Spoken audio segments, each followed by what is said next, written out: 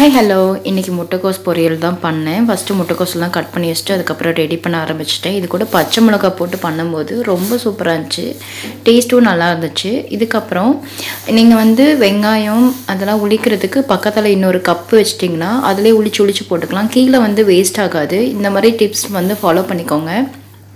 பூண்டு தோல் எந்த தோல் வேணாலும் அதுக்குள்ளே போட்டுக்கலாம்.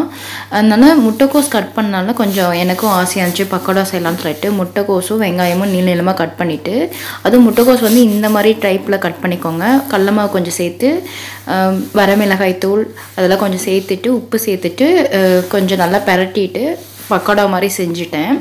அதுக்கப்புறம் சரி சாமி கும்பிடணும்னு சொல்லிட்டு கொஞ்சமாக சக்கரை பொங்கல் ட்ரை பண்ணேன். நல்லா இருந்துச்சு, ஆனால் ஸ்வீட் மட்டும் கொஞ்சம் கம்மியாக இருந்துச்சு. நெக்ஸ்ட் டைம் நல்லா பண்ணணும். அதுக்கப்புறம் நம்ம வீட்டில் சாமி இருந்துச்சு, சாமிக்கும் படிச்சுட்டு வெளியே ப்ரோ வரனால அங்கே கொண்டு போய் படித்து வச்சேன்.